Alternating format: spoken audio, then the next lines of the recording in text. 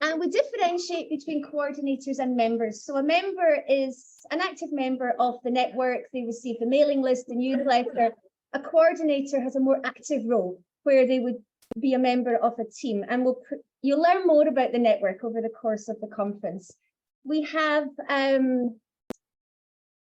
Twitter. I really need to sign up to Twitter. I think I'm the only one in the room that's not on Twitter. Facebook and Instagram, and we have a lot of followers as well. And Mickey is our social media coordinator, and also Amy as well, and they've been really active here, so thank you for that. We also have a number of ELINET branches. So in addition to having a large community of practice, we also aim to foster mini community of practices in context. Thailand, where we have growing interest in global Englishes, so a lot of work being undertaken in the Thai context.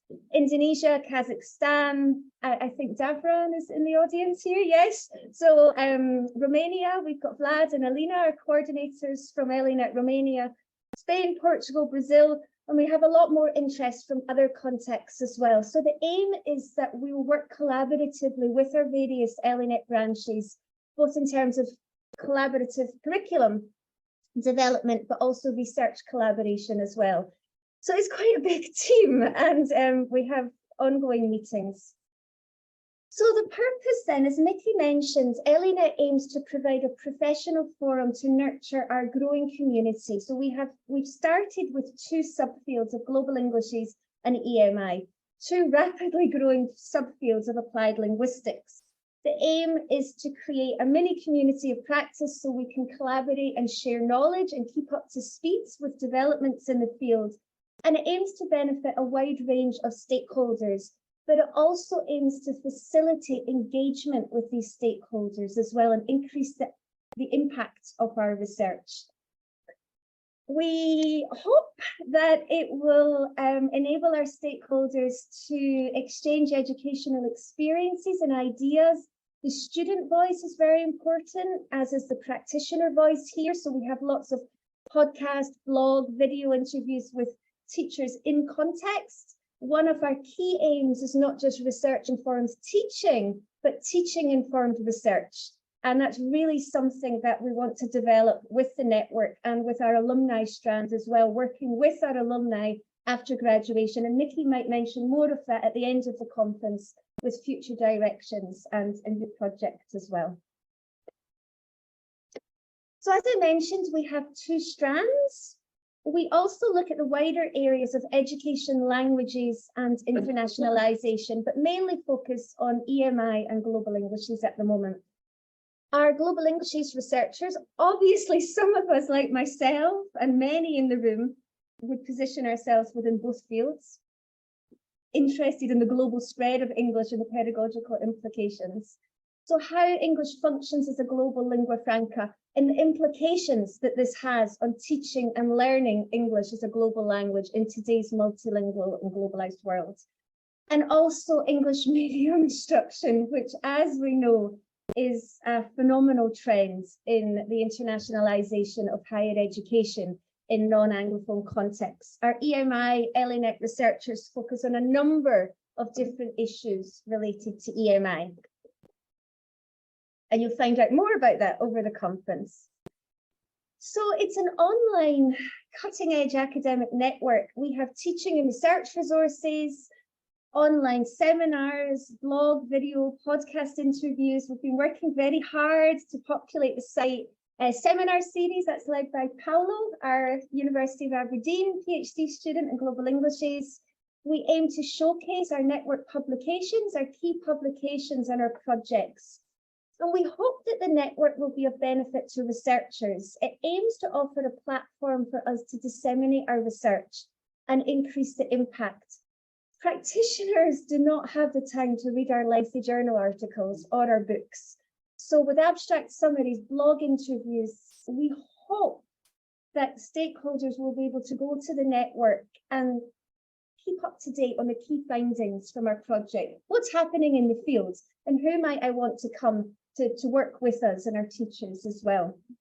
It also aims to offer a professional forum for collaboration, so researchers can put out calls By highlighting all the projects that we're involved in, researchers may be able to see who's involved in what and who may be a suitable collaborator for a call for funding. We also have, we share data collection instruments. So this increases the transparency of our research. Some of our projects have also shared the raw data, so we can add to those data sets and also analyze existing data sets, so work with other data sets. Alina's been very active uploading all of these to a third-party website, Zenodo, where all of these are hosted. The idea with sharing our data collection instruments is to also to foster replication studies. Morning, welcome. Replication studies in the field. But a key part of the network is really capacity building.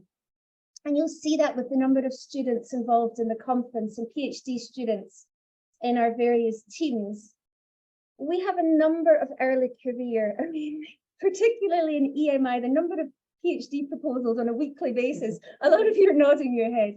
It's really quite incredible. So we hope that the network will offer a place for our PhD students and early career researchers to make a community as well, to meet others from different universities. As our students, we've got Edinburgh here and Aberdeen, Glasgow, Oxford as well.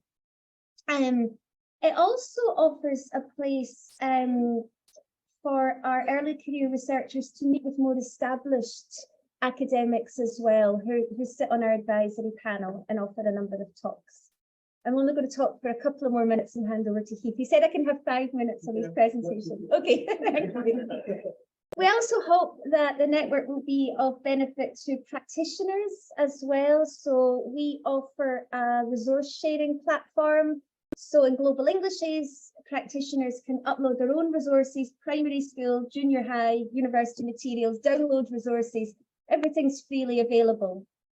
On our EMI resources site, resources are, I'm told they will be by this afternoon. There's a few glitches organised by university discipline. So here, content professors teaching physics, for example, can share resources on the site and also work with ESP practitioners, for example, here. It also aims to help practitioners develop their own professional practice. A lot of our teachers are doing very, very valuable classroom-based research that is not getting published in places that we may go to acquire research findings. So we want to work with our practitioners in the classroom to do collaborative classroom-based research. We also hope that the network will enhance the overall educational experience of our students, the opportunity to establish meaningful relationships. You're going to hear from a lot of our students over the course of the next 2 days, and they'll reflect on what they've learned from the network and who they've met and how it's benefited from them. I know that many of them have found it a useful way to grow a community and even to find data collection sites as well. It also offers a means for our students to strengthen their online research profile, engage with conference organisation and the overall network organisation as well, and to work with more established academics. So hopefully they're learning a lot of skills and see this as a positive experience. But really it's about empowering our early career academics and supporting them in their journey. Quite ambitious, really. We hope it will be of benefit to other stakeholders. So the general public interested in the global spread of English and the impact that this is having in our different ELINET branches as well. And we hope that a lot of us are engaged with policymakers, and we have stakeholder engagement pages. Nadia has uploaded all of these, so she's very familiar with all of the activities that our coordinators are involved with. But you can go to these pages to see upcoming plenaries, who has been engaging with policymakers, presentation to policymaker groups. So you can see what everyone is doing, and hopefully policymakers will be able to go to these pages as well and gain an insight into what we're doing and what they can learn from this as well. So you're all welcome to join, and you can contribute, share your own resources, you can upload your own projects. your publications as well, and use the network as a way to showcase your work. So what difference does our research aim to make? Again, quite ambitious. So really, overall, we want to raise awareness of the globalization of the English language and the impact, particularly on pedagogy. In terms of global Englishes, we want to improve knowledge and understanding of how English functions as a global lingua franca, and how this looks very different to the traditional ways it's taught in the classroom, according to native norms. And we hope that the network will facilitate this much needed paradigm shift away from native norms and enable practitioners to, we have a theory practice divide in the field, where at the theoretical level, scholars are calling for change for this paradigm shift, but at the practical level, teachers need materials, they need guidance, they need frameworks. So hopefully in the network, by bringing scholars together, we can move forward with this. Hopefully. Similarly, in EMI, we want to improve knowledge and understanding of the growing phenomenon of teaching subjects in English. EMI is a rapidly growing field of study. However, it hasn't caught up with the pace of policy implementation. And in non-Anglophone context, the speed of policy implementations is really quite phenomenal without evidence, with a lack of evidence-based policy making. And we hope to contribute to that by showcasing the findings of our research and also responding to the scarcity of research. It's growing, but we want to add to this. So the research at the practical level, what's happening at the classroom level, and also foster collaboration. So overall, we hope the network will improve the quality of educational provision and extend the reach of our research. Impact, this big buzzword in academia. And we do hope that the network will help us increase the impact of our work by making our work more accessible to a wide range of audiences, and encourage network members to share resources and to work together to collaborate, and also create equal opportunities for success. And again, it's this capacity building aspect with our early career researchers. We have ongoing needs analysis. So Jing Wen will present her study. She's been appointed as our needs analysis intern. She's doing a study on what you think of the website and the conference and how we can improve things. And as I mentioned at the start, the network emerged from a needs analysis study in the East Asian context. And I'll come back to this at the closing presentation. So this is Jing Wen's survey. Don't do it at the moment until I double check the website. I was doing it at 5 o'clock this morning and late last night as well. So we have supposedly 150 people here and 224 online. We've catered for 150 today, so I hope more people do come. Oh, I can see some students coming in. Morning.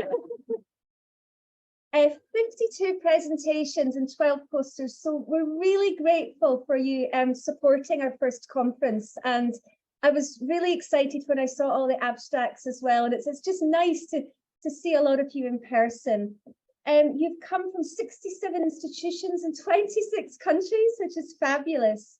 And this is our conference organizing committee, who have been outstanding. We would not have a conference without all of them, led by Nadia.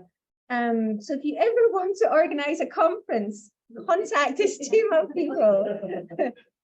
And they put together, so if you're interested in following us on social media, these are, I do have Facebook, just not Instagram and Twitter, so you need to join. And this is our program. Did you all pick up the program at the registration desk? Yes, good, good. So I will hand over now to our first plenary speaker, Professor Heath Rose from the University of Oxford. Thank you very much. Oh.